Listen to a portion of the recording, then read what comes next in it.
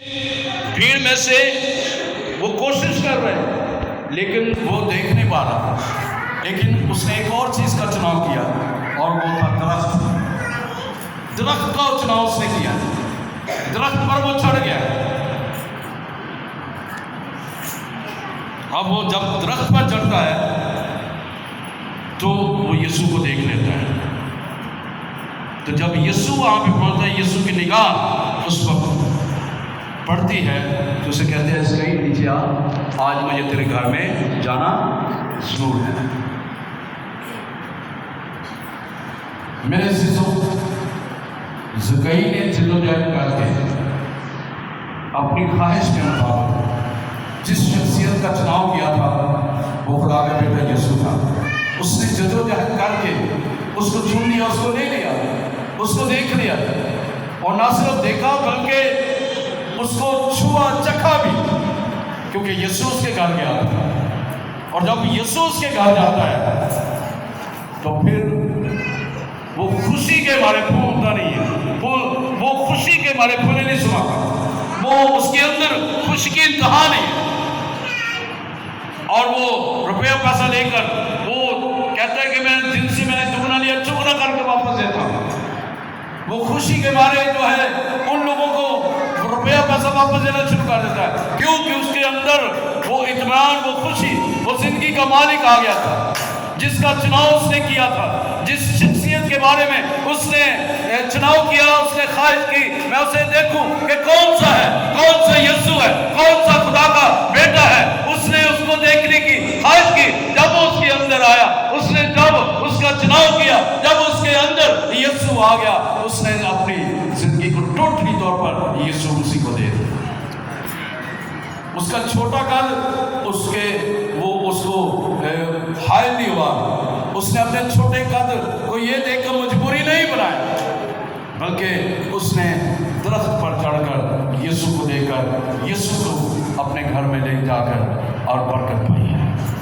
कई दफ़ा हम भी अपने छोटे कद की वजह से, यानी छोटे कद, मेरा और आपका छोटे कद से बड़ा जिस्मानी तौर पर नहीं बल्कि हमारा रूहानी लेवल पर, वो रूहानी लेवल जो छोटे कद का होता है, हमारा ईमान छोटे कद का होता है। कई दफ़ा हम भी मुआशरे की फिक्रों में पड़ जाते हैं, कई दफ़ा हम भी परेशानियों में फिर जाते हैं, कई दफ़ा हम भी यीशु की पहचान नहीं कर पाते, कई दफ़ा हम छोटे कद की वजह से यीशु को देखने की ख्वाहिश नहीं कर पाते।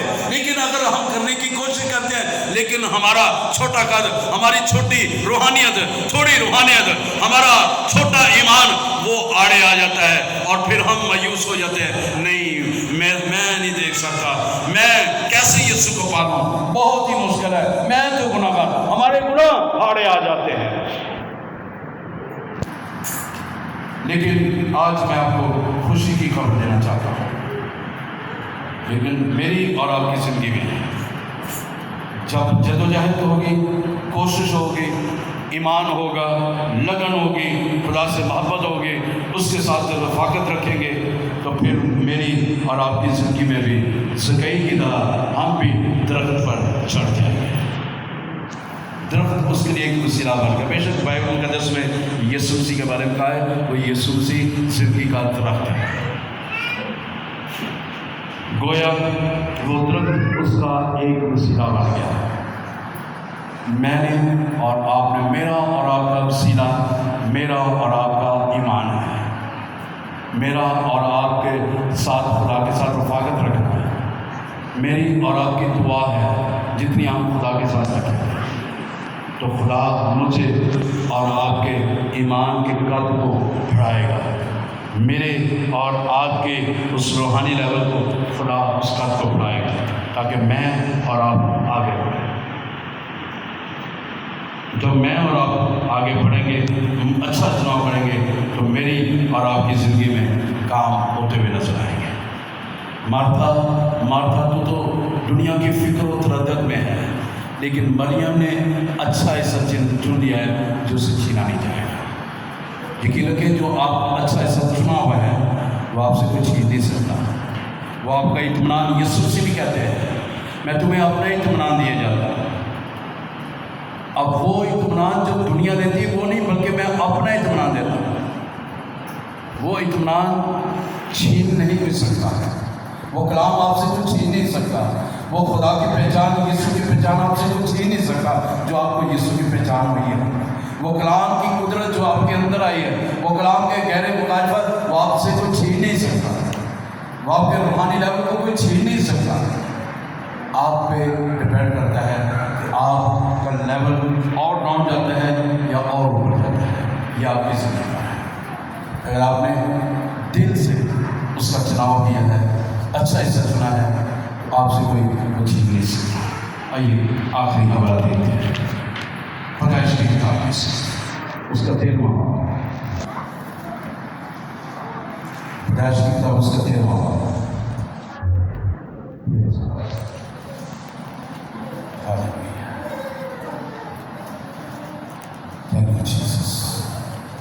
خدا یسوع ہمیں پیار کرتا ہے، اس لیے وہ ہم سے کبھی دستبرداری ہوتا، ہمیں وہ کبھی نہیں چھوڑتا، ہمیں کبھی وہ تنہا نہیں چھوڑتا۔ پریز گاڈ۔ آئیے 13ویں باب کی 10ویں آیت سے دیکھتے ہیں۔ پیدائش 13واں باب 10ویں آیت سے۔ تب لوط نے آنکھ اٹھا کر یردن کی ساری ترائی پر جو سوگر کی طرف ہے نظر دوڑائی، کیونکہ وہ اس سے پیش کر کے خداوند نے سدوم و عمورہ کو تباہ کیا، خداوند کے باغ اور مصر کے ملک کی مانند خوب سیراب تھا۔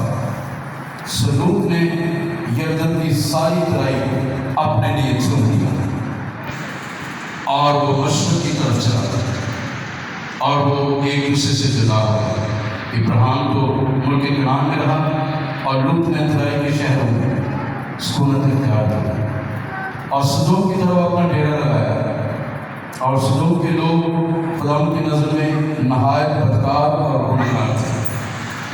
اور لوط کے جدا ہو جانے کے بعد خداوند نے ابراہیم سے کہا، اپنی آنکھ اٹھا، جس جگہ تو ہے وہاں سے شمال اور جنوب اور مشرق اور مغرب کی طرف نظر دوڑا، کیونکہ یہ تمام ملک جو تو دیکھ رہا ہے میں تجھ کو تیری نسل کو ہمیشہ کے لیے دوں گا، اور زمین تیری نسل کو خاک کے زروں کی مانند بناؤں گا، اور میں تیری نسل کو خاک کے زروں کی مانند بناؤں گا، اور ایسا کہ اگر کوئی شخص خاک کے زروں کو گن سکے تو تیری نسل بھی گن لی جائے گی۔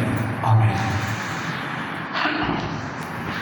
اب میرے عزیزو، یہاں پر بھی دو شخصیات ہیں۔ یہاں پر لوط ہے اور ابراہیم۔ اب یہ دونوں اکٹھے چلے اور جہاں پر یہ رہ رہے تھے، یہ کافی ان کے پاس مال و دولت تھی، بھیڑ بکریاں تھی، سب کچھ تھا ان کے پاس۔ اب ان کے چرواہوں کے درمیان لڑائی جھگڑا ہوتا ہے۔ اب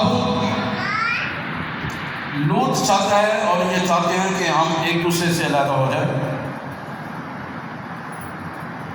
تو یہاں پر جو ہم نے 10ویں آیت سے پڑھا تھا، تو پھر لوط نے جو ہے اپنی آنکھ اٹھا کر یردن کی ترائی کی طرف دیکھا ہے۔ اب کئی دفعہ جن چیزوں کا ہم چناؤ کرتے ہیں دیکھنے میں اچھی لگتی ہے، جیسے ایک محاورہ ہے، ہر چمکتی ہوئی چیز سونا نہیں ہوتی۔ اب جب اس نے ترائی کو دیکھا ہے تو اس نے کہا یہ جگہ جو ہے نا یہ بڑی خوبصورت ہے، ترائی والی جگہ ہے، یہاں پہ سب کچھ اچھا مجھے ملے گا، اور زیادہ بڑا بن جاؤں گا۔ اس نے ترائی والی جگہ کا چناؤ کیا ہے، اور جب اس نے اس چیز کا چناؤ کیا ہے تو اگر ہم 13ویں آیت میں دیکھیں تو لکھا ہوا ہے 12ویں آیت سے کہ ابراہیم وہیں پہ رہا، اور لوط نے ترائی کے شہروں میں سکونت اختیار کی اور سدوم کی طرف اپنا ڈیرا لگایا، اور سدوم کے لوگ خداوند کی نظر میں نہایت بدکار تھے۔ وہ جگہ جو اس نے ترائی والی لی تھی، وہاں پہ سدوم و عمورہ تھا، وہاں پر وہ لوگ بدی کرتے تھے، بدکار لوگ تھے وہاں پہ۔ دور سے اس نے دیکھا یہ ترائی والی جگہ اچھی جگہ ہے، خوشحالی یہاں پہ ہوگی، شادمانی یہاں یہاں پہ ہوگی، بہت کچھ مجھے یہاں پہ ملے گا، لیکن وہاں پہ بدکاری ہی بدکاری ہے، وہاں پہ گناہ ہی گناہ ہے۔ لیکن جس چیز کا چناؤ ابراہیم نے کیا ہے، اس کا چناؤ جو اس جگہ کا کیا ہے، تو وہاں پر خدا نے اس کے لیے کہا ہے کہ تو اپنی نظریں اٹھا۔ اور لوط کے جدا ہو جانے کے بعد خدا نے ابراہیم سے کہا اپنی آنکھ اٹھا اور جس جگہ تو ہے وہاں سے شمال اور جنوب اور مشرق اور مغرب کی طرف نظر دوڑا، یعنی اس کی طرف نظر دوڑا اپنی، کیونکہ یہ تمام ملک جو تو دیکھ رہا ہے۔ ابراہیم سے کہا کہ اپنی آنکھ اٹھا اور جس جگہ تو ہے وہاں سے شمال اور جنوب اور مشرق اور مغرب کی طرف نظر دوڑا، کیونکہ یہ تمام ملک جو تو دیکھ رہا ہے میں تجھ کو اور تیری نسل کو ہمیشہ کے لیے دوں گا۔ اب جو چناؤ لوط نے کیا ہے اس میں تباہی اور بربادی ہے، لیکن جو چناؤ ابراہیم نے کیا تھا، جس جگہ میں وہ رہا ہے وہ خدا نے اسے دے دی ہے، اور وہیں پہ اس کو برکت ملی ہے، وہیں پہ خدا اس کو وعدہ کر رہا ہے کہ میں یہ تجھے دوں گا، تجھے اور تیری نسل کو دوں گا۔ اگر کوئی ان ریت کے ذروں کی مانند ہے، اگر خاک کے ذروں کی مانند ہے، اگر کوئی اسے گن سکتا ہے تو گن لے، اگر کوئی گنے گا تو پھر ہی پتہ چلے گا نا جی 10,000 اتنی نسل ہے، لیکن وہ گن نہیں سکتے، ذرے گن نہیں سکتے، اس لیے انگنت بے شمار لاتعداد نسل ہے جو رہتی دنیا تک ہے۔ ہم تمام ابراہیم کی نسل سے ہیں، اور اس لیے لکھا ہوا ہے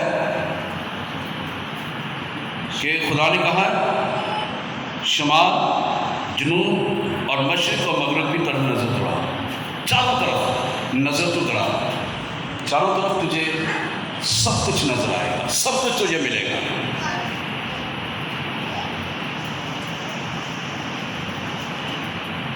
میرے عزیزوں، اگر چلیں ہم 18ویں آیت میں، 16ویں 17ویں آیت میں بھی 16ویں میں لکھا ہوا ہے اور میں تیری نسل کو خاک کے ذروں کی مانند بناؤں گا، اور ایسا اگر کوئی شخص خاک کے ذروں کو گن سکے تو تیری نسل بھی گنی جائے گی۔ اٹھ اور اس ملک کے طول و عرض میں سیر کر، کیونکہ میں اسے تجھ کو دوں گا۔ اٹھ، یہ جگہ میں نے تجھے دے دی ہے، میں نے تیرا چناؤ کیا ہے اور میں نے تجھے یہ جگہ دے دی ہے، تو سیر کر، میں نے تجھے یہ جگہ دے دی ہے۔ ابراہیم نے اپنا ڈیرا اٹھایا اور ممورے کے بلوتوں میں جو روم میں ہیں جا کر رہنے لگا، اور وہاں خدا کے لیے ایک قربان گاہ بنائی۔ جو خدا آپ کو دیتا ہے، جس چیز کا آپ چناؤ کرتے ہیں، خدا کا چناؤ کرتے ہیں، خدا کو کبھی گھاٹے میں نہیں رہنے دے گا، آپ کو کبھی بھی نقصان نہیں ہونے دے گا، اس میں آپ کا فائدہ ہے۔ یہ دو شخصیات زندگی کے دو پہلو ہیں، لوط اور ابراہیم زندگی کے دو پہلو ہیں۔ یہ دونوں شخصیات زندگی کے دو پہلوؤں کا چناؤ ہے۔ اس میں ان کو کیا حاصل ہوتا ہے، اس کے اندر ان کو کیا ہے، ان کے اندر کیا ہے، اور اس کا اندازہ ان کو بھی پتہ نہیں تھا، لیکن جب انہوں نے چنا تو پھر خدا نے ان کو برکت دی، ان کو اندازہ ہوا کہ ہم نے کیا۔ اب بے شک لوط، بے شک وہ بچایا بھی گیا، بے شک خدا نے اسے بچا بھی لیا، لیکن کیا ہے کہ اس نے جو ترائی کا حصہ چنا وہاں پر اسے نقصان اٹھانا پڑا، وہاں پر بڑی بدکاری تھی۔ ہم بھی جس ایریے میں رہ رہے ہیں، جس ملک میں رہ رہے ہیں، جس دنیا میں رہ رہے ہیں، وہاں پر چاروں اور آپ کو بے شمار ایسے لوگ ملیں گے جو خدا سے دور ہیں، جو آپ کو خدا سے دور لے جائیں گے۔ ایسے لوگ ہیں جو آپ کو نشے پہ لگا دیں گے، ایسے لوگ ہیں جو آپ کو قتل و غارت کرنے پہ لگا دیں گے، ایسے لوگ ہیں جو آپ کو جھوٹ بولنے پہ لگا دیں گے، ایسے لوگ ہیں جو خود بھی دھوکہ دیتے ہیں اور آپ کو بھی اس طرح مائل کریں گے۔ کچھ نہیں ہوگا، تو کہہ دے کوئی گل نہیں، کوئی فرق نہیں پڑتا، خدا نے پتہ ہے۔